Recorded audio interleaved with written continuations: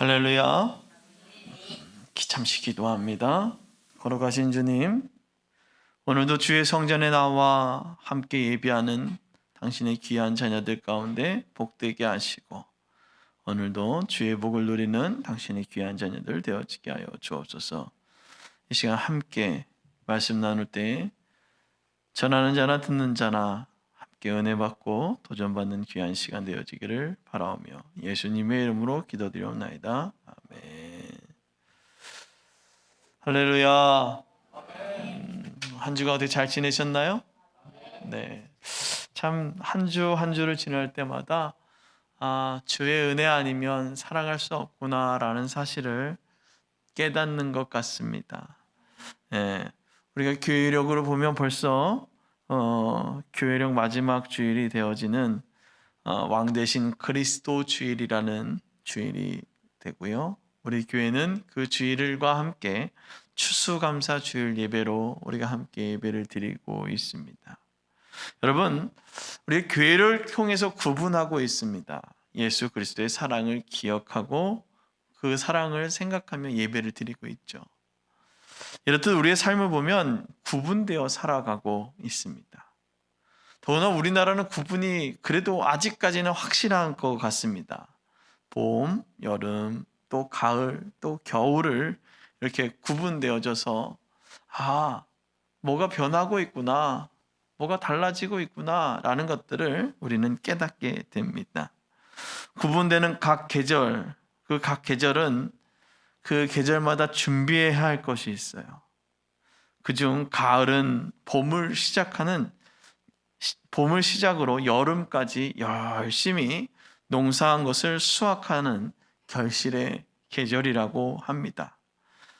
지금은 농사를 짓는 농업사회가 아니라 그의 중요성, 보통 여름에 그리고 또 초여름까지 그렇게 돼야지만이 먹던 것들도 이제 지금 언제 먹어요?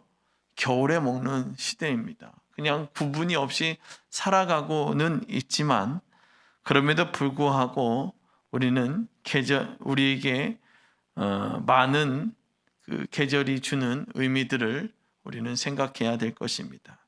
그래도 가을의 계절은 또 많은 계절의 의미 중 가을의 계절은 많은 의미를 주고 있어요. 한 해의 농사의 고된 시간이 끝났다고 해서 모든 것이 끝난 것이 아니라 다시 내년 봄을 준비하며 구분하는 것을 우리는 하게 됩니다. 수확의 시작은 구분하는 것이죠. 그리고 그 구분의 과정 가운데서 창고에 들어갈 것과 금방 먹을 것, 그리고 씨앗으로 사용해야 할 것, 이렇게 구분하고 있습니다.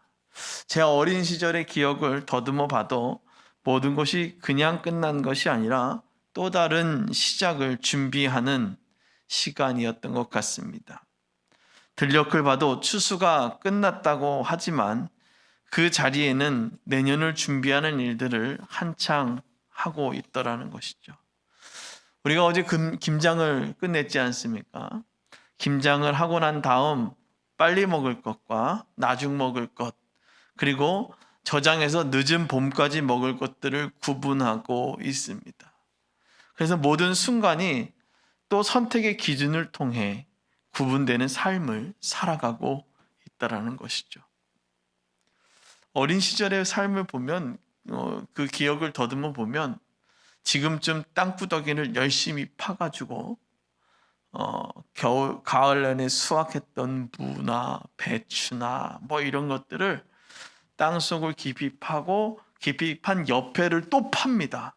그래서 거기에다가 무도 넣고 감자도 넣고 또 옆에는 김치떡도 만들고 이러한 일들을 해서 선택의 기준들이 있어요. 언제까지 먹을 건지 어떻게 할 건지 그런 기준을 가지고 가을을 준비하고 가을이 끝나고 또 다음을 준비하는 그런 기준의 삶들을 가지고 우리는 살아가고 있다는 것입니다.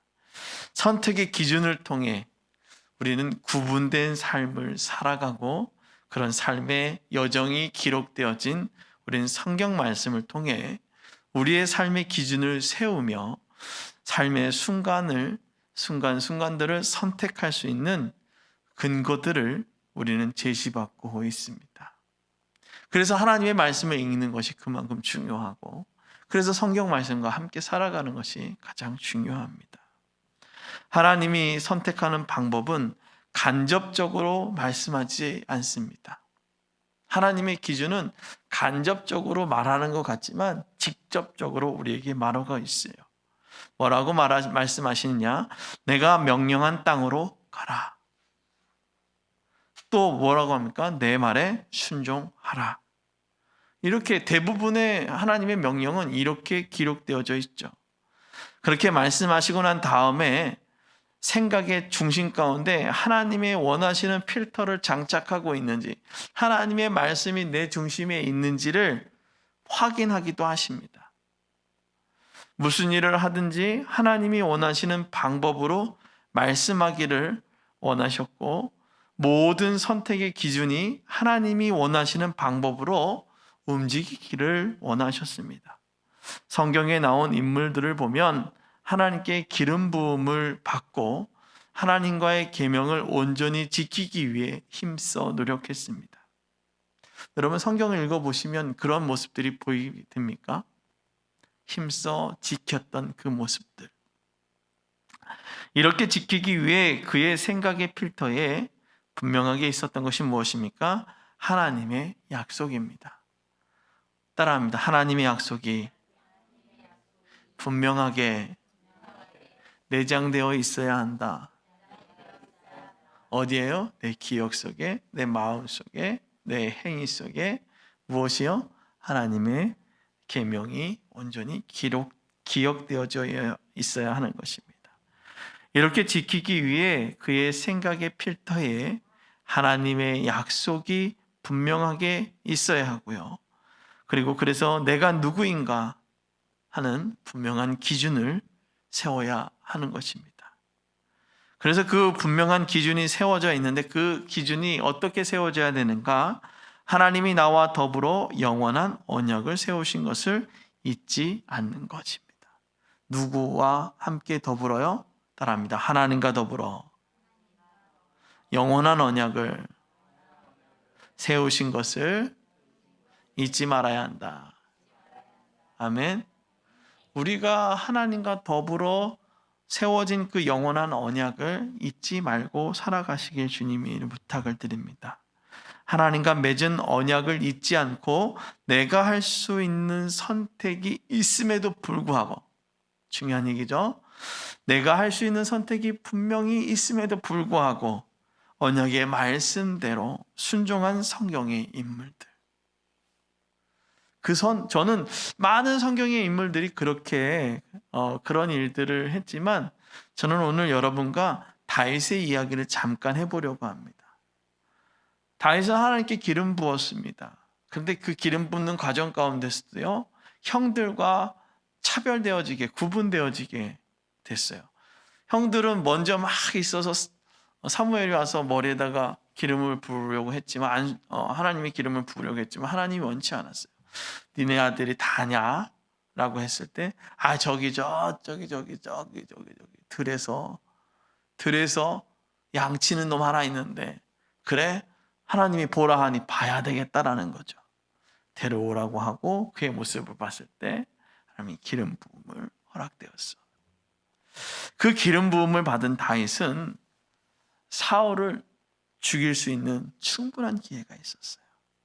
여러분, 블레셋의 전투에서 골리앗을 죽이고 그 다음에 많은 사람들에게 인정을 받았던 다윗이 사울을 피해서 도망 생활을 하다가 충분히 누구를 죽일 수 있었어요? 사울을 죽일 수 있었습니다. 그럼에도 불구하고 수많은 기회가 있었음에도 불구하고 내 생각이 아니라 하나님의 기름 부은 받은 자라는 사실을 분명하게 기억한 거예요. 우리가 기억해야 될 거예요. 하나님의 사람이라는 사실을 그렇게 분명하게 기억하고 모든 선택의 기준을 두고 그 모든 선택의 기준을 누구에게 두었어요?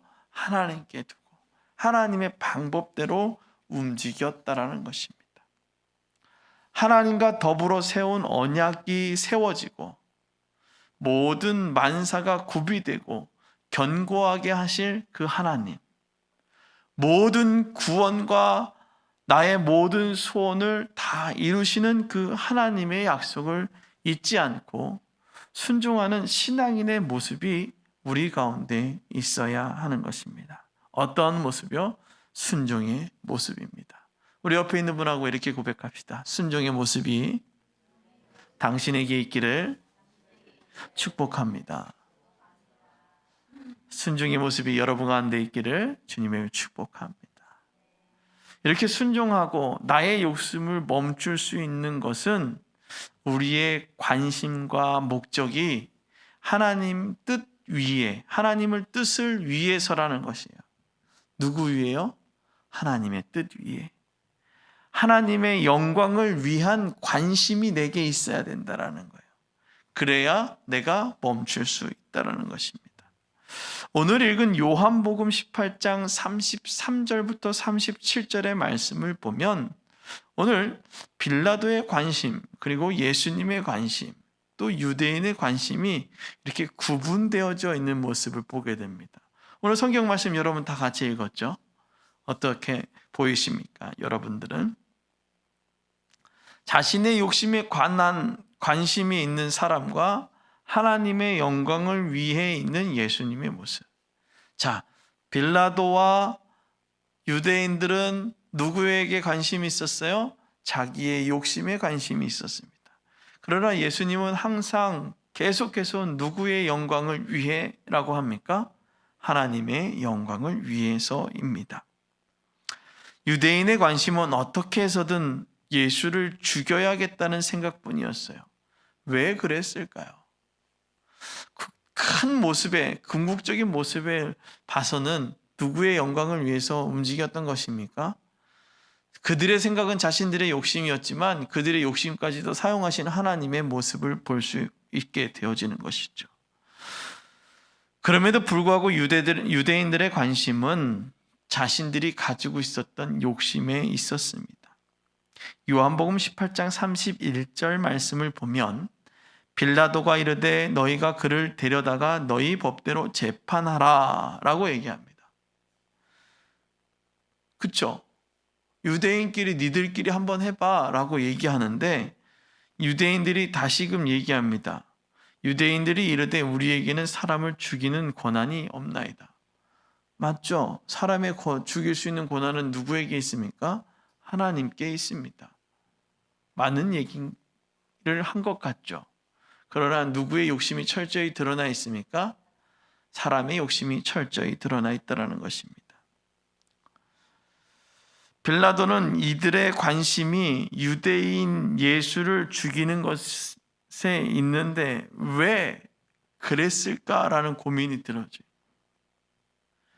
너희들 법대로 재판을 하지 왜? 라는 거예요.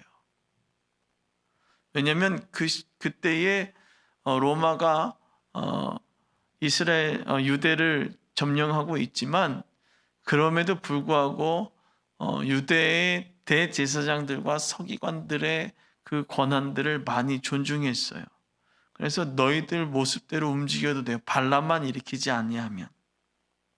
그럼에도 불구하고 그들의 법대로 통치하지 않았어요. 근데 저는 여기서 다시 한번 생각이 드는 게 뭐냐면 그러면 가늠하다 잡힌 여인은 누구든지 죄 있는 자가 돌로 쳐라 라고 얘기를 했는데 그렇죠? 죽일 수 있는 권한도 있었습니다. 그럼에도 불구하고 오늘 빌라도에게 얘기하죠. 죽일 수 있는 권한이 없다. 이들의 관심은 예수를 죽이는 것에만 있었습니다. 다시금 얘기하면 아무리 찾아봐도 모함을 해봐도 유대인들의 법으로서는 예수를 죽일 수 있는 방법이 없었던 것이죠. 너희들 법대로 재판을 하지 왜 나에게 이렇게 하는지 빌라도는 물어보고 있습니다. 빌라도는 대제사장들의 말을 들어보고 너희들 마음대로 할 수 있는데 왜 이렇게 해야 하는지 관심을 갖게 됩니다. 빌라도는 예수를 오늘 관정에 불러서 물어보죠. 네가 유대인의 왕이냐. 33절의 말씀에 이에 빌라도가 다시 관정에 들어가 예수를 불러 이르되 내가 유대인의 왕이냐. 오늘 33절이 그렇게 기록되어져 있습니다. 오늘 빌라도의 관심은 네가 유대인의 왕이냐? 한 나라의 왕이 둘이 있을 수 없기 때문에 오늘 그렇다면 내가 너를 죽일 수밖에 없는데 왕이냐라고 물어봅니다. 예수님은 빌라도의 관심을 다시 물어보죠. 자, 서로 동문서답하고 있는 거예요. 네가 왕이냐? 그런데 예수님은 내가 스스로 하는 말이냐, 다른 사람이 나에 대하여 내가 한 말이냐.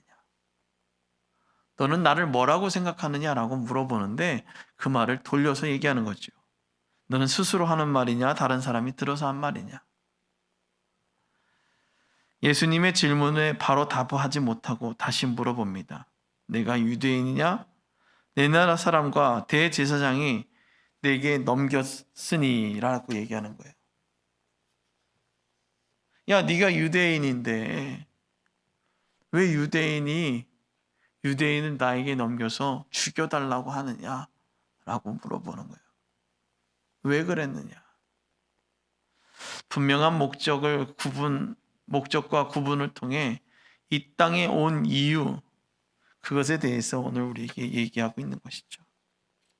오늘 왜 내게 넘겼느냐? 내가 무엇을 했느냐? 그럼에도 불구하고 예수 그리스도는 이 땅에 오신 분명한 이유가 있다는 것입니다. 빌라도는 왜 같은 동족이 너를 넘겼느냐라고 물어보는 것이죠. 빌라도의 관심은 유대인들끼리 무슨 일이 있는데 그런 일이 있을까? 너에게 이렇게 하느냐 물어보고 있습니다. 대제사장과 내 나라 사람이 너를 나에게 넘겼다고 물어보고 있는 거죠.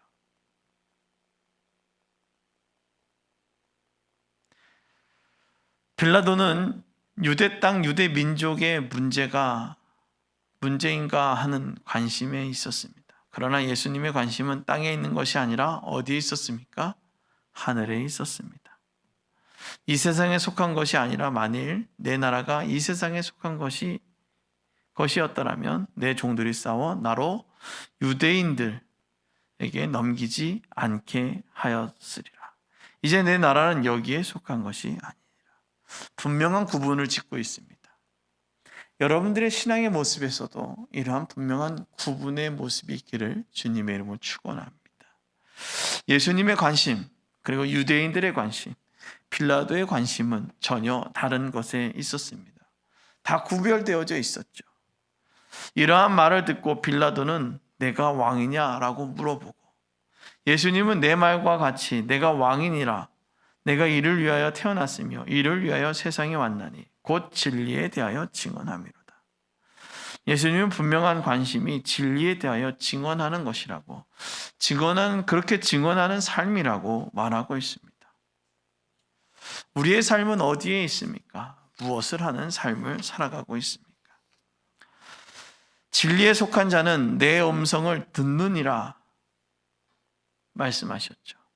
하나님의 말씀을 듣고 예수의 말씀에 관심을 갖게 되는 삶을 살아가게 되어지는 것입니다. 그 진리의 음성은 우리의 삶을 살아가는 힘이 되고 도약의 삶을 살아가게 만들어줍니다.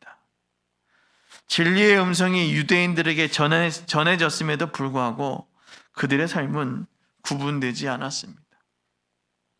이스라엘 민족은 수없는 주변국의 침략으로 혼재된 삶을 살아가고 있었습니다. 그저 자신들 앞에 있는 지금 당장의 유익만을 바라보며 진리의 음성은 저 멀리 버리고 자신의 음성을 하나님의 음성으로 착각하고 있었습니다. 예수님은 분명한 목적과 구분을 통해 이 땅에 온 이유, 그리고 어디에 속하여 살아가고 있는지를 구분하고 당신의 소속이 어디에 있음을 분명하게 가르치고 있습니다. 사랑하는 성도 여러분, 여러분들의 소속은 어디에 있습니까? 분명한 구분, 그 신앙의 도약을 할 수 있는 그 구름판이 여러분들에게 있기를 주님으로 축원합니다. 그러나 그 구름판을 향해 달려가는 수고가 있어야 됩니다. 따라합니다. 구름판을 향해 달려가는 수고가 있어야 한다. 아멘. 우리는 그 구름판을 향해 달려나가요. 구분되어진 그 길을 달려나가요. 어디가 있는 길을 달려나가야 됩니까? 구름판이 있는 예수 그리스도가 있는 그 길을 달려나가야 한다는 것입니다. 이 땅에 오셔서 그의 피로 우리를 해방하신 예수님, 우리의 구별된 삶을 통해 도약의 은혜를 허락하신 예수 그리스도. 여러분, 운동 경기 중 띵툴 종목을 아십니까? 띵툴 해봤어요? 띵툴 앞에는 뭐가 있습니까? 뭐가 있어요? 구름판이죠. 구름판이 있어요. 띵툴은 멀리 달려와 높이 쌓여있는 띵툴을 넘는 경기죠. 우리는 이 경기의 기준을 잘 알아요. 어떻게 해요? 저 멀리서 쫙 손을 들고 이렇게 뛰죠. 어떻게 뛰어요? 그냥도 뛰면 안 돼. 전력 질주해야 돼요. 어떻게 이렇게 뛰나 몰라요.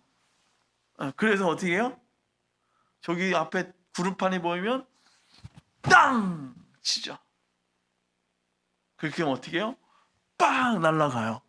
근데 여기를 잡아야 되는지 중간을 잡아야 되는지 어디를 잡아야 되는지 모르는데 잡는 위치에 따라서 어떻게 해요?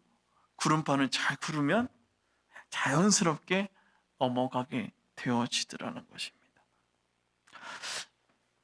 출발선에서 열심히 전력을 다해 그냥 달려나가야지만이 높이 올라가 내게 앞에 있는 그 띵틀을 넘어갈 수 있게 되어집니다. 앞에 있는 띵틀을 보고 돌아가는 것이 아니라 띵틀을 향해 전심으로 전력을 다해 달려가야 합니다. 그래야 높이 쌓여 있는 띵틀을 넘게 됩니다. 가야 할 길이 있다는 것이죠.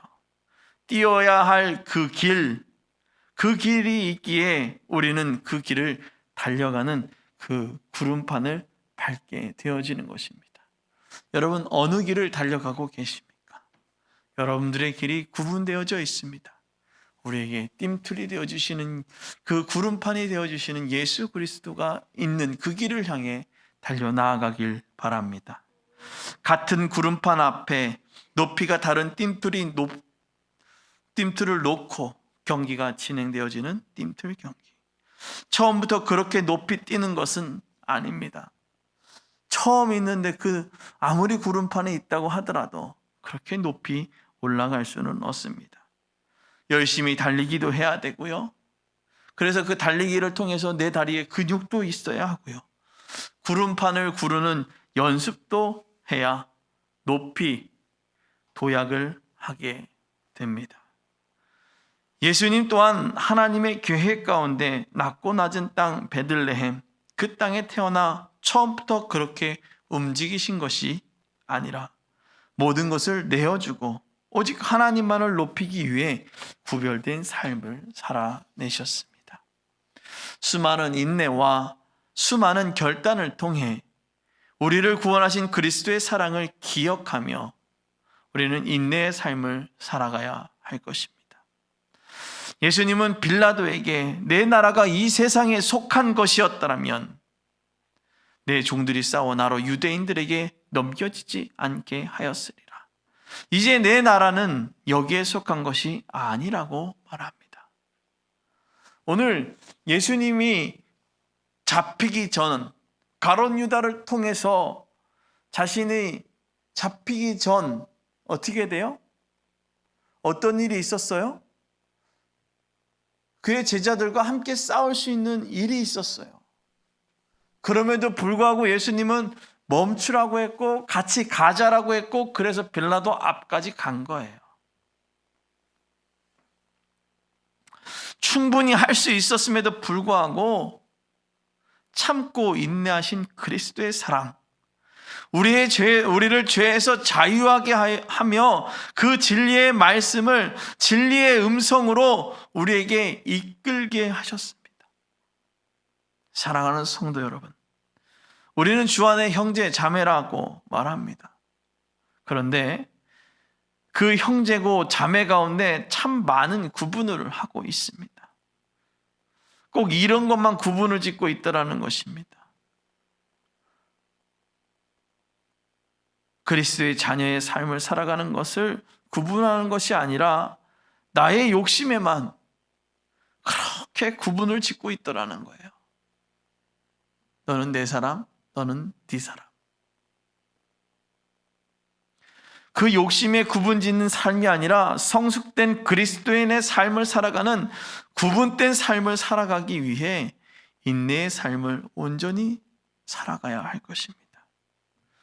구분된 삶, 그렇게 살아가는 신앙인들에게 하나님은 결실의 은혜를 주십니다. 따라합니다. 구분된 삶을 살 때 하나님은 결실의 은혜를 주십니다. 아멘. 감사의 계절인 11월 세 번째 주, 우리는 한 해를 돌아보는 시간을 갖고 있습니다. 얼마나 그리스도인으로 구분된 삶을 살아왔는지, 나의 신앙의 모습에는 얼마나 많은 결실의 모습이 있었는지, 난 어디에 속한 사람으로 구분되어져 살아가고 있었는지 돌아보는 삶이, 그리고 돌아보는 시간이 되어지기를 바랍니다. 그러나 분명한 것은 하나님이 원하는 대로 구분된 삶을 살아가는 이들에게 하나님은 기대하고 수많은 결실의 은혜를 허락해 주십니다. 오늘 여러분들은 얼마나 많은 결단을 하며 움직이고 있습니까? 결실은 모든 시간이 다 지난 다음 열매를 보게 되는 것입니다. 거룩하신 하나님이 우리에게 보여주실 그 은혜를 기대하며 우리의 삶을 구분된 모습으로 살아내시기를 주님의 이름으로 부탁을 드립니다. 그렇기 위해 우리는 노력해야 할 것입니다. 더 낮아지고 더 많은 것들을 연합할 수 있는 결실의 삶을 살아가기를 주님의 이름으로 부탁을 드립니다. 주님이 구별된 모습으로 구원의 열매가 된 것 같이 우리는 여러분의 삶에도 구별된 삶으로 살아내는 그런 성도의 삶이 여러분 삶 가운데 나타날 수 있기를, 그 삶으로 여러분들을 초대합니다. 기도합니다. 걸어가신 하나님, 11월 셋째 주 추수감사 주일로 지키며 삶을 돌아보았습니다. 얼마나 많이 구분된 삶을 살았는지요. 얼마나 그리스도 안에 형제요 자매라 하며 연합하였는지요. 나의 욕심만 내세우며 앞장섰던 모습이 있다면 주님 용서하여 주시고, 이제 온전히 구별되어 낮고 낮은 이 자리까지 오신 그리스도의 사랑을 기억하며 우리 또한 서로를 향해 또 타자를 향해 수없이 낮아지고 섬기는 그리스도의 진정한 모습이 우리의 삶을 통해 드러나게 하여 주옵소서. 주의 사랑이 이들의 삶 가운데 충만하게 하시고, 특별히 그렇게 낮아지며 주 앞에 헌신할 때 이들의 삶에 한없는 복으로 함께하여 주사, 물질의 복, 또 삶의 그 순간순간 움직이는 그 하나님의 도우심의 은혜가 당신의 귀한 자녀들의 삶 가운데 충만하게 하여 주옵소서. 감사드리며 예수님의 이름으로 기도드리옵나이다. 아멘. 자, 우리 옆에 있는 분하고 이렇게 고백.